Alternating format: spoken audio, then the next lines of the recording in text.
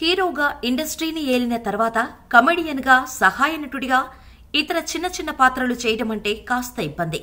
కానీ సీనియర్ నటుడు సుధాకర్ ఎప్పుడూ అలా ఇబ్బంది పడలేదు. అందుకే తెలుగు, తమిళ, కన్నడ భాషల్లో సుమారు 600కు పైగా చిత్రాల్లో నటించారు. కెరీర్ స్టార్టింగ్లోనే ఇండస్ట్రీ హిట్స్ ఇచ్చారు. తమిళ ఇండస్ట్రీలో అప్పటికే ఉన్న స్టార్ హీరోస్ కి అందని ఓపెనింగ్స్ కలెక్షన్స్, ఊహించని స్టార్డమ్ కేవలం 3 సంవత్సరాలలోనే అందుకున్నారు సుధాకర్. ఈ ఎదుగుదల తమిళ ఇండస్ట్రీలో కొంతమందికి నచ్చలేదు.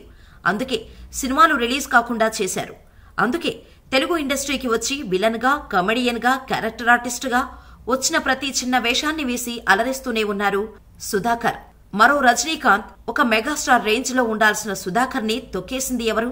నాటి స్టార్ హీరోయిన్ రాధికతో సుధాకర్ పెళ్లి కాకుండా అడ్డుపడింది ఎవరు? టాప్ హీరోగా ఉన్న సుధాకర్ గారికి కెరియర్ లేకుండా చేసిన సీఎం ఎవరు అనే నిజాలు ఈ వీడియోలో తెలుసుకుందాం. పితుహు అంటే యముడికి మొగుడు మూవీలో అందరినీ కడుపుబ్బా నవ్వించిన సుధాకర్ గారి నటన అంత త్వరగా మరిచిపోలేరు తెలుగు ప్రేక్షకులు. సుధాకర్ స్వస్థలం ప్రకాశం జిల్లాలోని మార్కాపురం. తండ్రి గంగమాల రత్నం. ఈయన డిప్యూటీ కలెక్టర్, తల్లి కటాక్షమ్మ. 7 మగ సంతానం ఉన్న ఈ కుటుంబంలో సుధాకర్ గారే చివరివారు. తండ్రి ఉద్యోగరీత్యా రాష్ట్రమంతా తిరిగేవారు. అందువల్లే సుధాకర్ కర్నూలు జిల్లాలోని కోయిలకుంట్లలో 1959 మే 18న పుట్టారు. చిన్నప్పటి నుంచి బాగానే చదువుకున్నా ఇంటర్లోకి వచ్చేసరికి నాటకాల వైపు మనసు మళ్లించి సుధాకర్కి దీంతో నటించాలని ఉందని ఇంట్లో చెబితే నాన్న నో చెప్పినా తల్లి, అన్నయ్యలు సపోర్టు చేశారు. అలా నటన వైపు వచ్చారు సుధాకర్. అలా నటనలో ఓనమాలు నేర్చుకోవటం కోసం చెన్నైకు రైలెక్కేశారు. అయితే అప్పట్లో సినిమాల్లో అవకాశాల కోసం ప్రయత్నిస్తున్నప్పుడు చిరంజీవి, సుధాకర్, హరిప్రసాద్ చెన్నైలో ఒకే రూములో ఉండేవారు. 1977లో చిరంజీవి, సుధాకర్ ఒకేసారి యాక్టింగ్ స్కూల్లో జాయిన్ అయ్యారు. అక్కడి నుంచి ఒకేసారి డిగ్రీ పట్టా పుచ్చుకొని బయటకు వచ్చారు. అయితే యాక్టింగ్ స్కూల్ మధ్యలో ఉన్నప్పుడే తమిళం నుంచి సుధాకర్కు అవకాశాలు మొదలయ్యాయి.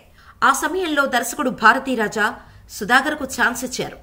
అలా సుధాకర్ కిలుక్కెం పోంగెం రైల్ అనే చిత్రం ద్వారా హీరోగా ఇండస్ట్రీలో తరంగేట్రం చేశారు. ఆ తర్వాత ఆయన వెనుతిరిగి చూసుకోలేదు. వరుస సినిమాలు, సూపర్ హిట్లతో తమిళనాట స్టార్ హీరోగా మారిపోయారు. ఎంతలా అంటే కేవలం 3 ఏళ్లలో 40 తమిళ సినిమాల్లో హీరోగా చేసేంతలా సంచలన విజయాలతో తమిళనాట సుధాకర్ పేరు మారుమోగింది. ఈయన దూకుడును చూసి తమిళనాడు స్టార్ హీరోలు ఎంజీఆర్, శివాజీ గణేశన్ లాంటి వాళ్లు కూడా భయపడ్డారు. ఒక తెలుగువాడు తమిళ గడ్డపైకి వచ్చి ఇంత స్థాయిలో పాపులారిటీ సంపాదించుకోవడం అక్కడి దర్శక నిర్మాతలతో పాటు కొందరు హీరోలకు ససేమిరా నచ్చలేదు. అందుకే కేవలం 3 ఏళ్లలో 40 సినిమాలు చేసి సూపర్ స్టార్గా ఎదుగుతున్న సుధాకర్ కెరీర్ను బలవంతంగా తొక్కేశారు. అవకాశాలు రాకుండా చేశారు.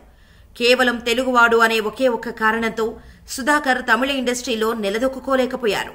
ముఖ్యంగా ఎంజీఆర్ సుధాకర్కు అవకాశాలు రాకుండా, ప్రొడ్యూసర్స్ లేకుండా చేశారన్న రూమర్స్ చాలా గట్టిగా వినిపించాయి. అప్పట్లో సుధాకర్ నటించిన 40 సినిమాల్లో దాదాపు 30 సినిమాలు విజయాలు ఉన్నాయి. అందులో 20 సినిమాలకు పైగా సీనియర్ హీరోయిన్ రాధికతో కలిసి నటించాడు సుధాకర్. ఈ ఇద్దరి జంట అప్పట్లో తమిళనాట ఒక సంచలనం. ఇద్దరూ పెళ్లి కూడా చేసుకుంటారు అనుకున్నారు. అంత పాపులర్ అయింది సుధాకర్, రాధిక జోడి. ఈ క్రమంలోనే సుధాకర్కు తమిళనాట అవకాశాలు క్రమంగా తగ్గిపోయేలా చేశారు. అప్పటి తమిళ స్టార్ హీరోస్ తమిళంలో అవకాశాలు తగ్గిన తర్వాత తెలుగు ఇండస్ట్రీకి వచ్చాడు సుధాకర్. కెరీర్ మొదట్లో విలన్ వేషాలు వేశాడు. యముడికి మొగుడు సినిమా తర్వాత తనలోని కమెడియన్ బయటకు వచ్చాడు. అక్కడి నుంచి వెనక్కి తిరిగి చూసుకోలేదు.